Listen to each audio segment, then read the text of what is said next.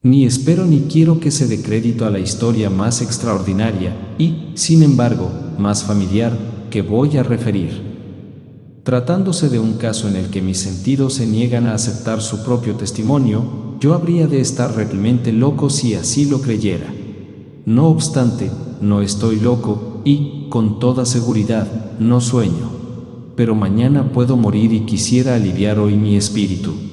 Mi inmediato deseo es mostrar al mundo, clara, concretamente y sin comentarios, una serie de simples acontecimientos domésticos que, por sus consecuencias, me han aterrorizado, torturado y anonadado. A pesar de todo, no trataré de esclarecerlos.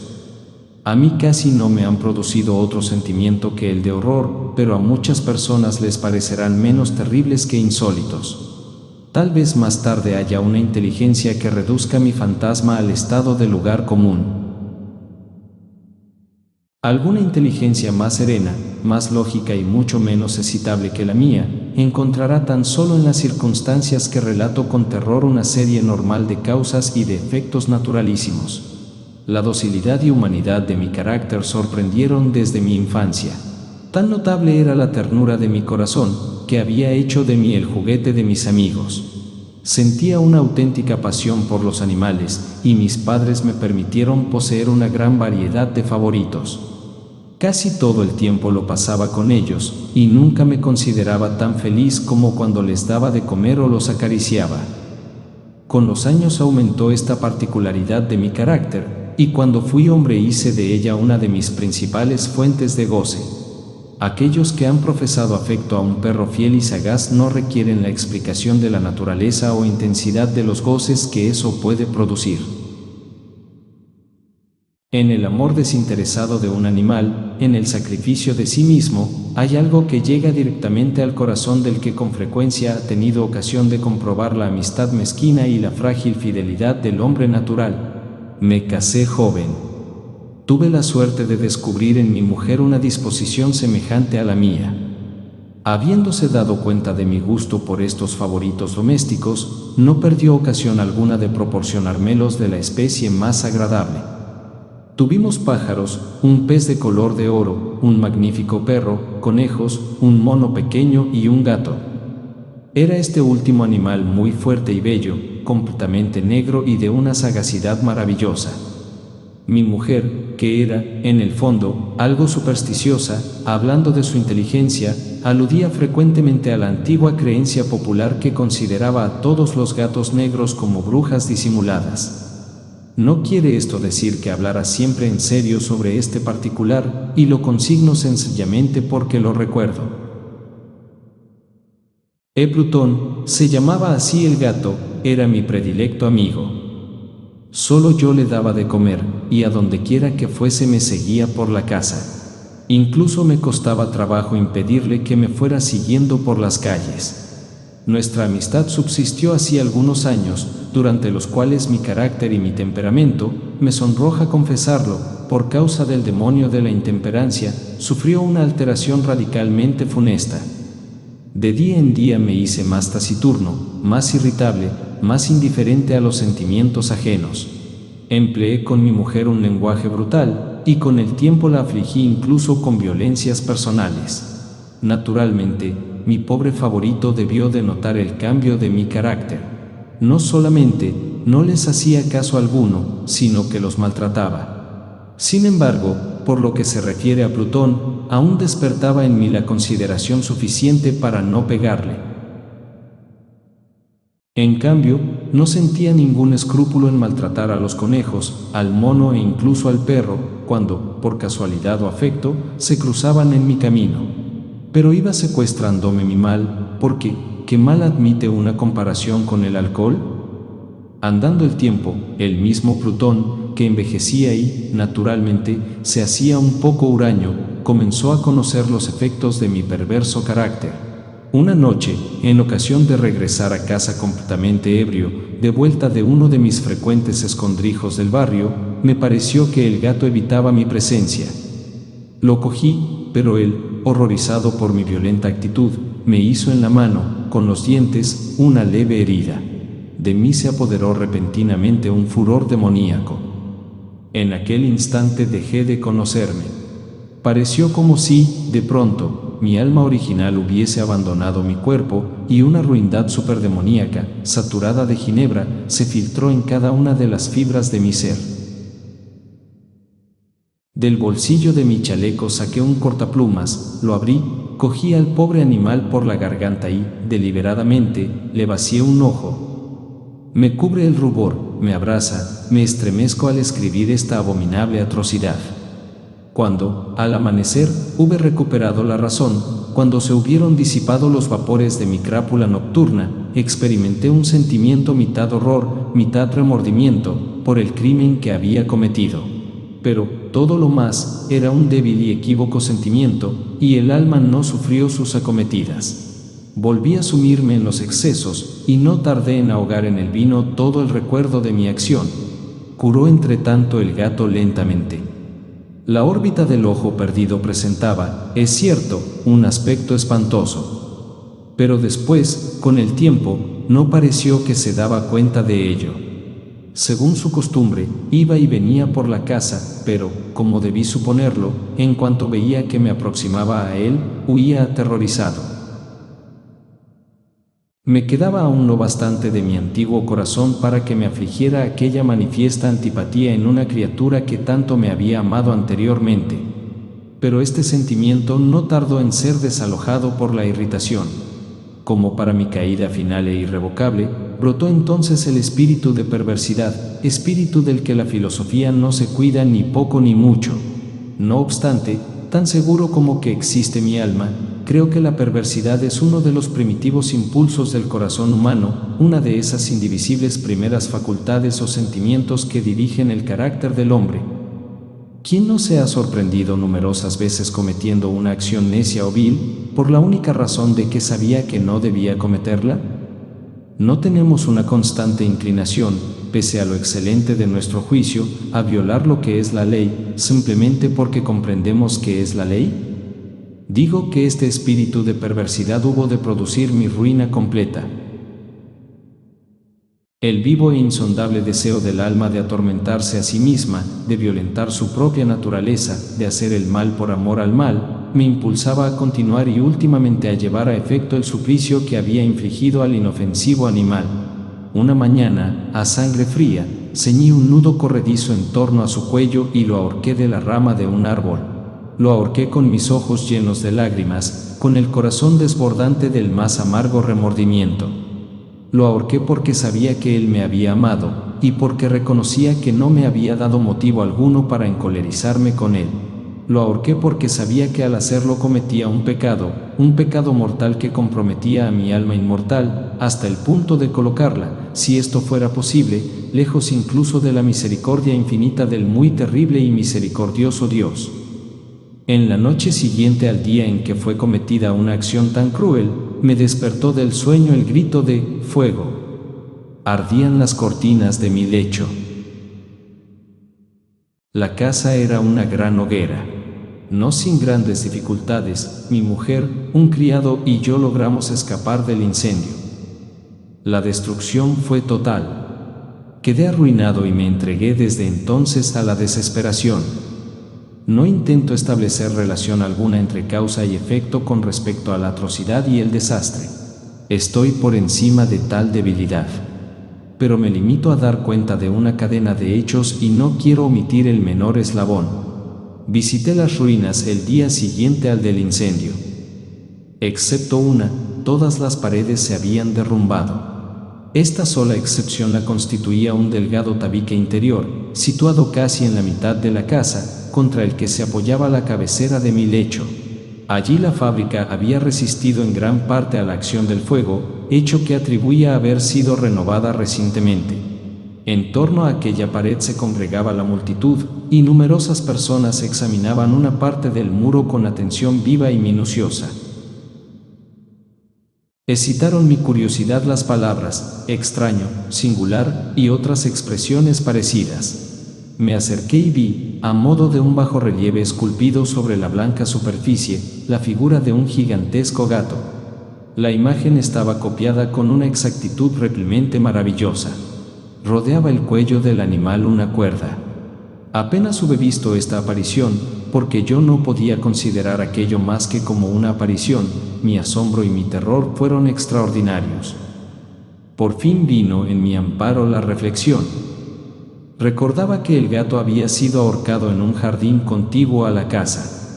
A los gritos de alarma, el jardín fue invadido inmediatamente por la muchedumbre, y el animal debió de ser descolgado por alguien del árbol y arrojado a mi cuarto por una ventana abierta. Indudablemente se hizo esto con el fin de despertarme. El derrumbamiento de las restantes paredes había comprimido a la víctima de mi crueldad en el yeso recientemente extendido. La cal del muro, en combinación con las llamas y el amoníaco del cadáver, produjo la imagen tal como yo la veía. Aunque prontamente satisfice así a mi razón, ya que no por completo mi conciencia, no dejó, sin embargo, de grabar en mi imaginación una huella profunda el sorprendente caso que acabo de dar cuenta. Durante algunos meses no pude liberarme del fantasma del gato, y en todo este tiempo nació en mi alma una especie de sentimiento que se parecía, aunque no lo era, al remordimiento. Llegué incluso a lamentar la pérdida del animal y a buscar en torno mío, en los miserables tugurios que a la sazón frecuentaba, otro favorito de la misma especie y de facciones parecidas que pudiera sustituirle. Me hallaba sentado una noche, medio aturdido, en un bodegón infame, cuando atrajo repentinamente mi atención un objeto negro que yacía en lo alto de uno de los inmensos barriles de ginebra o ron que componían el mobiliario más importante de la sala. Hacía ya algunos momentos que miraba a lo alto del tonel, y me sorprendió no haber advertido el objeto colocado encima. Me acerqué a él y lo toqué. Era un gato negro, enorme, tan corpulento como Plutón, al que se parecía en todo menos en un pormenor. Plutón no tenía un solo pelo blanco en todo el cuerpo, pero este tenía una señal ancha y blanca, aunque de forma indefinida, que le cubría casi toda la región del pecho. Apenas puse en él mi mano, se levantó repentinamente, ronroneando con fuerza, se restregó contra mi mano y pareció contento de mi atención. Era, pues, el animal que yo buscaba. Me apresuré a proponer al dueño su adquisición, pero éste no tuvo interés alguno por el animal. Ni le conocía ni le había visto hasta entonces. Continué acariciándole, y cuando me disponía a regresar a mi casa, el animal se mostró dispuesto a seguirme. Se lo permití, e inclinándome de cuando en cuando, caminamos hacia mi casa acariciándole. Cuando llegó a ella se encontró como si fuera la suya, y se convirtió rápidamente en el mejor amigo de mi mujer. Por mi parte, no tardó en formarse en mí una antipatía hacia él. Era, pues, precisamente, lo contrario de lo que yo había esperado. No sé cómo ni por qué sucedió esto, pero su evidente ternura me enojaba y casi me fatigaba. Paulatinamente, estos sentimientos de disgusto y fastidio acrecentaron hasta convertirse en la amargura del odio. Yo evitaba su presencia. Una especie de vergüenza, y el recuerdo de mi primera crueldad, me impidieron que lo maltratara. Durante algunas semanas me abstuve de pegarle o de tratarle con violencia, pero gradual, insensiblemente, llegué a sentir por él un horror indecible, y a eludir en silencio, como si huyera de la peste, su odiosa presencia. Sin duda, lo que aumentó mi odio por el animal fue el descubrimiento que hice a la mañana del siguiente día de haberlo llevado a casa. Como Plutón, también él había sido privado de uno de sus ojos. Sin embargo, esta circunstancia contribuyó a hacerle más grato a mi mujer, que, como he dicho ya, poseía grandemente la ternura de sentimientos que fue en otro tiempo mi rasgo característico y el frecuente manantial de mis placeres más sencillos y puros. Sin embargo, el cariño que el gato me demostraba parecía crecer en razón directa de mi odio hacia él. Con una tenacidad imposible de hacer comprender al lector, seguía constantemente mis pasos. En cuanto me sentaba, se acurrucaba bajo mi silla, o saltaba sobre mis rodillas, cubriéndome con sus caricias espantosas. Si me levantaba para andar, se metía entre mis piernas y casi me derribaba, o bien, clavando sus largas y agudas garras en mi ropa, trepaba por ellas hasta mi pecho. En esos instantes, aun cuando hubiera querido matarle de un golpe, me lo impedía en parte el recuerdo de mi primer crimen, pero, sobre todo, me apresuro a confesarlo, el verdadero terror del animal. Este terror no era positivamente el de un mal físico, y, no obstante, me sería muy difícil definirlo de otro modo. Casi me avergüenza confesarlo. Aún en esta celda de malhechor, casi me avergüenza confesar que el horror y el pánico que me inspiraba el animal se habían acrecentado a causa de una de las fantasías más perfectas que es posible imaginar. Mi mujer, no pocas veces, había llamado mi atención con respecto al carácter de la mancha blanca de que he hablado y que constituía la única diferencia perceptible entre el animal extraño y aquel que había matado yo. Recordará, sin duda, el lector que esta señal, aunque grande, tuvo primitivamente una forma indefinida, pero lenta, gradualmente, por fases imperceptibles y que mi razón se esforzó durante largo tiempo en considerar como imaginaria, había concluido adquiriendo una nitidez rigurosa de contornos. En ese momento era la imagen de un objeto que me hace temblar nombrarlo. Era, sobre todo, lo que me hacía mirarle como a un monstruo de horror y repugnancia, y lo que, si me hubiera atrevido, me hubiese impulsado a librarme de él. Era ahora, digo, la imagen de una cosa abominable y siniestra, la imagen de la horca. Oh lúgubre y terrible máquina, máquina de espanto y crimen, de muerte y agonía. Yo era entonces, en verdad, un miserable, más allá de la miseria posible de la humanidad. Una bestia bruta, cuyo hermano fue aniquilado por mí con desprecio, una bestia bruta engendraba en mí, hombre formado a imagen del Altísimo, tan grande e intolerable infortunio. ¡Ay! Ni de día ni de noche conocía yo la paz del descanso. Ni un solo instante, durante el día, me dejaba el animal. Y de noche, a cada momento, cuando salía de mis sueños lleno de indefinible angustia, era tan solo para sentir el aliento tibio de la cosa sobre mi rostro, y su enorme peso, encarnación de una pesadilla que yo no podía separar de mí y que parecía eternamente posada en mi corazón. Bajo tales tormentos sucumbió lo poco que había de bueno en mí. Infames pensamientos se convirtieron en mis íntimos, los más sombríos, los más infames de todos los pensamientos. La tristeza de mi humor de costumbre se acrecentó hasta hacerme aborrecer a todas las cosas y a la humanidad entera. Mi mujer, sin embargo, no se quejaba nunca. ¡Ay! Era mi paño de lágrimas de siempre. La más paciente víctima de las repentinas, frecuentes e indomables expansiones de una furia a la que ciegamente me abandoné desde entonces. Para un quehacer doméstico, me acompañó un día al sótano de un viejo edificio en el que nos obligara a vivir nuestra pobreza. Por los agudos peldaños de la escalera me seguía el gato, y, habiéndome hecho tropezar de cabeza, me exasperó hasta la locura. Apoderándome de un hacha y olvidando en mi furor el espanto pueril que había detenido hasta entonces mi mano, dirigí un golpe al animal, que hubiera sido mortal si le hubiera alcanzado como quería. Pero la mano de mi mujer detuvo el golpe. Una rabia más que diabólica me produjo esta intervención. Liberé mi brazo del obstáculo que lo detenía y le hundí a ella el hacha en el cráneo. Mi mujer cayó muerta instantáneamente, sin exhalar siquiera un gemido. Realizado el horrible asesinato, inmediata y resueltamente procuré esconder el cuerpo. Me di cuenta de que no podía hacerlo desaparecer de la casa, ni de día ni de noche, sin correr el riesgo de que se enteraran los vecinos. Asaltaron mi mente varios proyectos. Pensé por un instante en fragmentar el cadáver y arrojar al suelo los pedazos.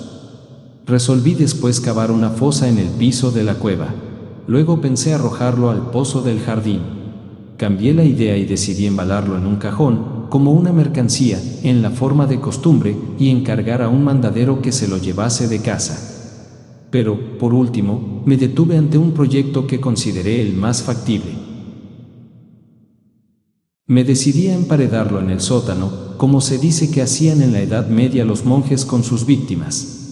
La cueva parecía estar construida a propósito para semejante proyecto.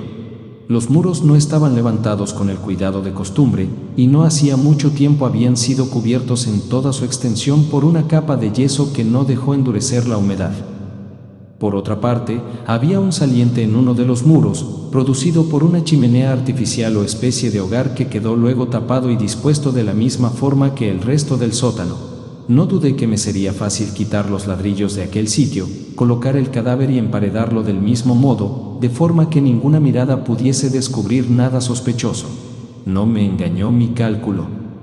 Ayudado por una palanca, separé sin dificultad los ladrillos, y, habiendo luego aplicado cuidadosamente el cuerpo contra la pared interior, lo sostuve en esta postura hasta poder restablecer sin gran esfuerzo toda la fábrica a su estado primitivo.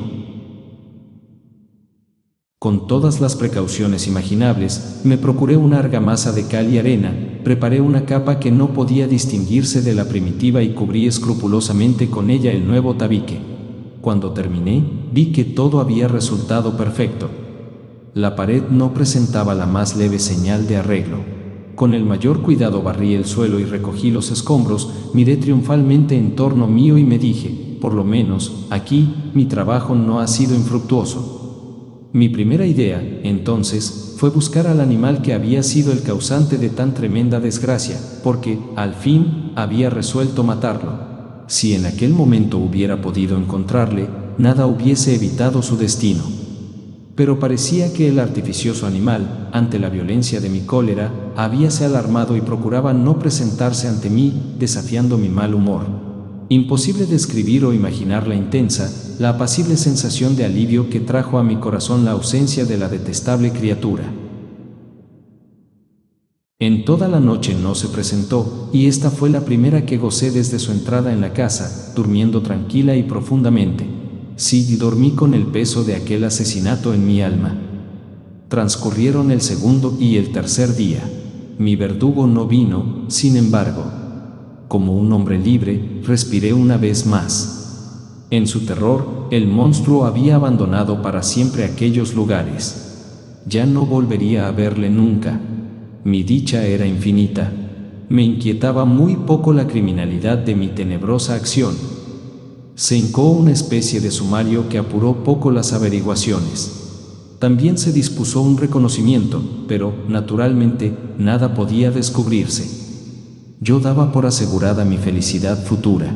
Al cuarto día después de haberse cometido el asesinato, se presentó inopinadamente en mi casa un grupo de agentes de policía y procedió de nuevo a una rigurosa investigación del local.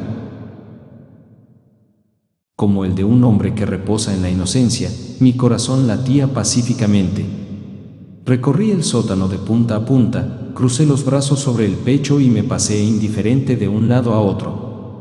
Plenamente satisfecha, la policía se disponía a abandonar la casa. Era demasiado intenso el júbilo de mi corazón para que pudiera reprimirlo.